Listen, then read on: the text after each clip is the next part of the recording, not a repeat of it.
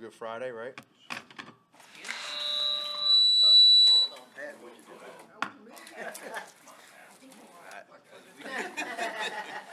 Flannel Friday, huh? Look, I mean, it's everywhere. It's killing it, though. I love it. All right. So as far as injuries, Eddie Jackson, he'll be a game time decision. He was limited today. He's literally going to go right up onto it. We'll test him out, see how he is. He was able to get in there a little bit today and do some individual work, and then jump in the practice certain spots. And so we'll continue to just keep talking to him, see where he's at. But it's literally going to go, right up until game time decision. And I know I've used it before, cautiously optimistic. But then if he's good, let's go. If he's not, then we won't. We're going to be smart with him. So 36, DeAndre Houston Carson. So this morning he ended up having ribs. He was sore, so we ended up keeping him. Did not practice, so he's questionable. Aaron Lynch did not practice. He'll be doubtful. And then 98 had a normal. Bilal Nichols had a normal Friday, just with being inside. So that's as far as the injuries. We had a good day today at practice, going inside, red zone day, and so guys are in a good spot. I know you started the week saying that the goal was to keep things the same. You have now that it's Friday. Was the whole team, coaching staff, able to kind of live up to that goal? I think so. I think we did a pretty good job with that. You definitely fight some things, which is somewhat normal in my opinion, just being through this before, and that's where you rely on your peers and everybody to kind of whether it's doing too much or not doing enough. You just keep that balance, and so I think we've done a pretty good job with that this week. One thing you are changing up is your captains, the way you're doing that. What went into that decision? That's just something that I've been a part of with Coach Reed, how he's done that. I liked it. I thought it was good. It's a fresh start for these guys, and anytime you incorporate the players making the votes, it speaks volumes of who those captains are. It's not selected through coaches or favoritism. It's who the players selected. So I thought it was a pretty neat idea, and I just decided to stick with it. You had 4 guys named for team All-Pro. Who were they? Eddie, Kyle, Fuller, Mac, and Tariq as a return. No offense? I mean, obviously, that's an impressive number. It is. Yeah, it's any of those individual awards are always awesome. The guys, it's great for them individually. As they get older, they can always say that. I think every one of those guys you talk to, and I know it for a fact when we talked about the Pro Bowl with them, is they were all focused on not playing that game. So that kind of, but it's neat. It speaks to to me, it's always the guys around you when you get those awards, and that's the best part about it. And when it comes to Eddie, what's the possibility of playing him if he's not 100%? Yeah, there's a chance of that. I don't, and that's the hard part is where he's at. And we've dealt with this before and just trying to see, okay, if he's X percent, whatever that is that something that is smart for him? Is that smart for the team? And if we feel like it is, then whatever decision we make for that game time decision, we're going to have no regrets. So if he goes in and he plays at X percent, then that's it. And if he doesn't play, and that's the decision we made. So we've been doing that. We've had that rule this whole time, and I just think it's going to be important to communicate with him and see where he's at, and just see up until that time exactly how it's going to be. Does that math change at all when you're in a win or go home game versus week 12 or whatever? Probably slightly, because it is win or go home. But yet you have to put both sides, the team and the player. You have to look at it from both sides, and that's the hard part. It goes back to last week in a different scenario of injuries versus winning, similar. So I think that's where honesty with everybody we all got to be honest and see exactly where he's at, and that's the only thing you can do, and then you just keep rolling. Matt, sometimes when a new coach comes in, you want to make your own team, you want to stamp it yours. You seem to have embraced the past here in Chicago. Mm-hmm. Why is that? Why do you think? Why did you do it that way? Why is it important? Is it important here and not somewhere else?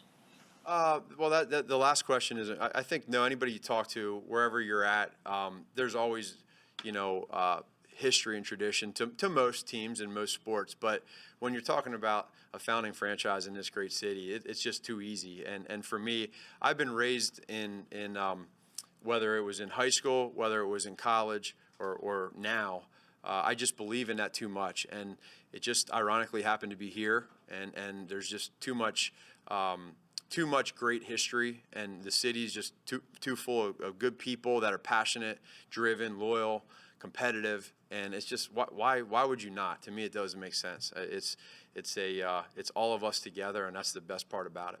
We talked earlier this week about Mitch's legacy will start to be made in the postseason, but every player kind of understands that. And Akeem said, we know the regular season won't matter if we don't perform now. Do they have that kind of sense of urgency? They seem really loose, so I'm wondering, if that's been a conversation. Yeah, it's not a conversation. I think it's one of those deals where they all just kind of know it. We all know it as coaches. You hit it right on the head. Our team is loose in a good way right now. That hasn't changed. We've been that way all year long. It's not a cockiness. It's not an arrogance. It's just a confidence, and it's controlled. The guys, we have just enough vets on this team. Even though we're young, we have enough vets to control how high or low you get. And right now, all week long, we've been loose in a good way, and that's the exciting part. Are you good at sleeping the night before games?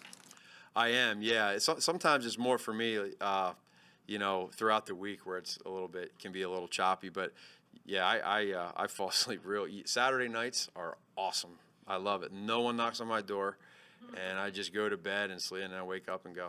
Easy to turn your brain off even before your first playoff game as a head coach? It is. It's at least it has been. I'll tell you how it is next week. Taylor Gabriel said that getting to the Super Bowl is more a matter of who's not injured, and he's been there. How fortunate do you feel to get here in this state of health? And it's kind of the same question we asked before. Are you kind of keeping your fingers crossed heading into the playoffs that you're there, or do you just figure that this is the way it's been and this is how it's going to go? Well, every team is going through injuries, some way worse than others. That is a part of this game. It's a physical sport. To me, you have to be able to have people in your building that know how to try to do everything possible to minimize it. And then when it does happen, how do you handle it? That's probably the more significant part of it. I feel fortunate, and I know Ryan feels the same way, that Andre Tucker and Jason Lascalzo and Jen Gibson, our staff there, they've done a really good job at circulating these players and working together as a team. And that was one of our big-time goals going into this season, was to make sure that we felt comfortable there so that we do everything we can possibly do. And then there's the unlucky injuries as well. So we've been pretty good with that. When we have had the injuries this year, we've had the next guy step up, and I don't know what our record is, but I feel like it's been pretty good. So do you feel like you've solved it? It was an issue here before you got here. I'm sure you're aware of that. Guys, and do you feel like, and I probably a better question for Ryan, but do you feel like you've solved that issue? For this year. Or that the football gods are just on your side? No, well, a little bit of both, because there is some of that's, you look at Eddie Jackson's deal on an interception there, and it's kind of a weird deal. Not a whole lot you can do about that, in my opinion. But for this year, I think we did, our guys, everybody did a really good job at that. Usually those instances we criticize, we critique, we judge by more than 1 year. So we'd like to be able to keep that going longer. But for this year, I thought that everyone did a great job. Throughout the season, you've kind of said how you finish a game on Sundays, how you guys practice throughout the week. Is there anything that you've seen this week that really stands out to you that makes you feel good about Sunday? Or is it, we've been doing the same all week as we have throughout the regular season, and that makes me feel good? So we for the last, 10, 12 weeks, we've put together some really, there hasn't been too many bad weeks of practice. There's some bad plays, obviously. There's a couple bad days sprinkled in there for whatever reason. But if you asked me this week how our team practiced, I thought all week long this would be one of the better weeks. And not a lot of mental errors, and then I love our demeanor of our guys. They're focused yet loose, and it really hasn't changed that much. But I would say if I had to choose, I say this was one of our better weeks. I don't know if you saw this, but Chase had an idea on Twitter to have the whole stadium do your boom Jeez. right at the start Boom. of the game. Is he gonna lead it? I don't know. It's caught a little bit of fire on. It has? Just curious what you think about that since it's your celebration. Well, I don't know. I mean, it might be pretty cool, I guess. When are you gonna do it? Yeah, I think the idea was right at the start of the game. Oh. I'm not in charge of it, I don't know. Yeah. Well, I want to know who the person is going to synchronize all those people, but I'm sure it can be done. No, it's again, that just happened organically. That was not. I think it was the Detroit game on Thanksgiving, if my memory serves me right. But it's kind of called fire. Now we do it. Now they're asking me for it, so I got to do it, and now I'm starting to kind of have fun with it. Matt, as this team has developed and reached the playoffs and had all the success that it's had, how do you feel like you've also developed and grown throughout the season? Well, I've had instances throughout the year where I can go back to the start of the year where there were some things that I just didn't. There was the unknown. My first time going through everything, so dealing with the staff and everybody kind of know where to go, how to do this, where meetings are, all that. When you get halfway through the season, now they're starting to get in the flow. Then you take into consideration, one of my goals was to make sure that as a staff, we're always staying healthy and our energy is high as we go towards the end of the year, which is where we're at now. And I think our coaches have done a good job with that. But me personally, I haven't had a whole lot of reflection yet. For me, everything's just nonstop all the time, which is fine. But I'm comfortable right now. I feel like the challenges that I've had, none real huge, have been good because of help from, for instance, Ryan supporting me, coaches, and then the players. The players have made it really pretty easy for me because they get it. They're all in, and when you're all in and you support your coach and your coach supports the players, then it's a pretty good deal. And this is your first late afternoon game at home. Any logistics? How does that kind of factor in? To me, nothing really. It doesn't change a whole lot. I mean, I'm sure it's going to be maybe a little darker. I assume after the first quarter, that's where. But as far as logistically, nothing changes. It's all the same. You're an offensive guy by nature. Have you ever had fun watching defense the way you have this year? Yeah, a lot of fun. What do you appreciate about it the most? Well, they get a lot of turnovers, and then they get a lot of punts, and so that's good. But I just like seeing some of my favorite times, as fun as it is during the game. I like seeing the guys, the way they have fun in practice on that side of the ball. They're always flying around. They're always communicating. It's pretty neat because then you get to see it in the game. It's amped up a little faster, and it means more in the game. But this defense that we're all a part of right now is one that I haven't been around before. So when you have that, it's in a special category, and now's when you want that going into the playoffs. I was going to say, the way people remember it, though, will be shaped by them. Mm-hmm.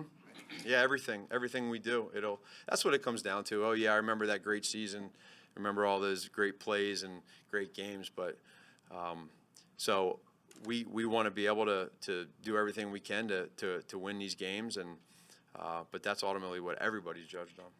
You studied Bears history and talk about the crowd at Soldier Field and all that. When did you get a sense of just how much a great defense means to this city?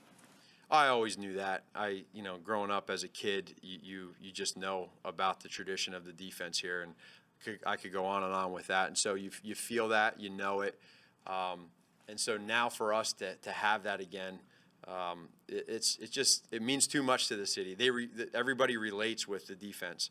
So in the end, we'd like to be able to make it to where it's offense and defense, but we get right now that where we're at. You just named four all pros, on defense. So, or three with special teams. Thanks, guys. Thank you. That folks, you didn't.